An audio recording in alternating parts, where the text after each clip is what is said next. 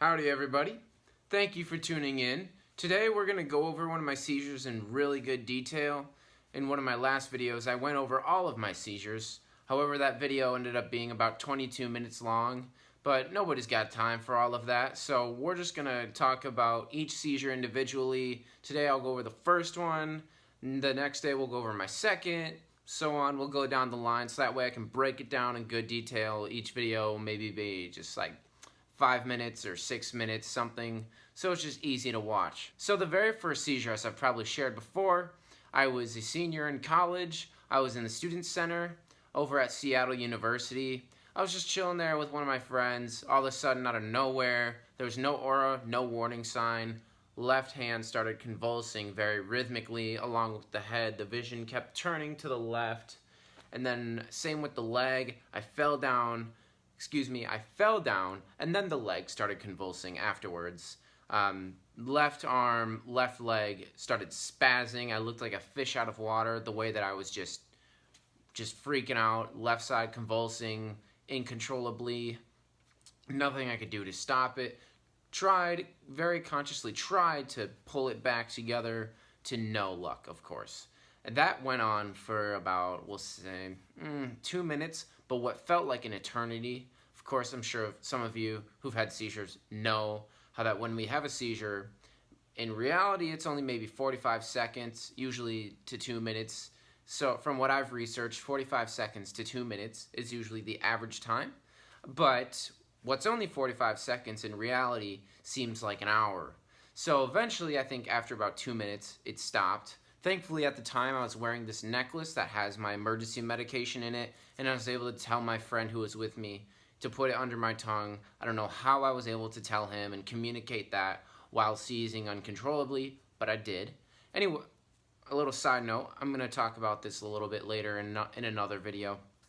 So the 2 minutes is over, and thankfully, it's done. I'm sitting there, feel like I just got jumped, like I did a gang ritual, like to get in a gang that I got beat up by 5 people. I'm so exhausted. And, first thing I'm thinking is, oh my gosh, thank the Lord I can still recollect where I am, what my name is, and I'm scared as all hell. There's people surrounding me. I know that's a familiar thing that other people have dealt with epilepsy. Then, of course, 30 seconds later, another one kicks in. That one doesn't last as long. It's not as violent.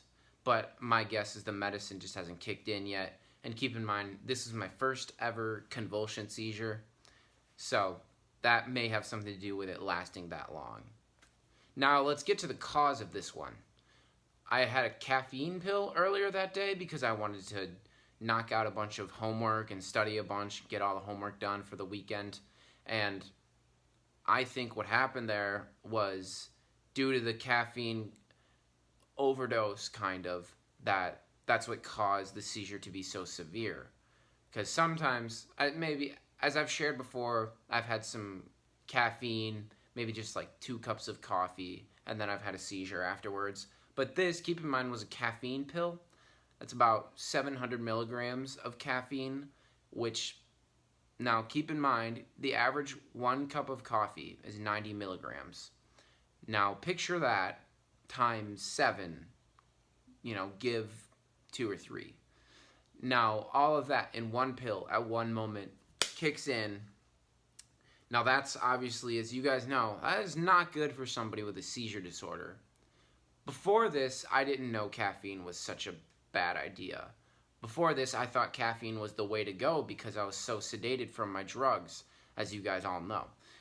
And this was the first time that it ever happened. Nothing had led me to believe that. I never had anxiety problems yet from caffeine because this was just a means of staying awake. I'm sure some of you have ran into that issue as well. And so I think that's why this one was so severe, because of just the intense amount of caffeine that was running through my system at the time. So that about wraps up this first one.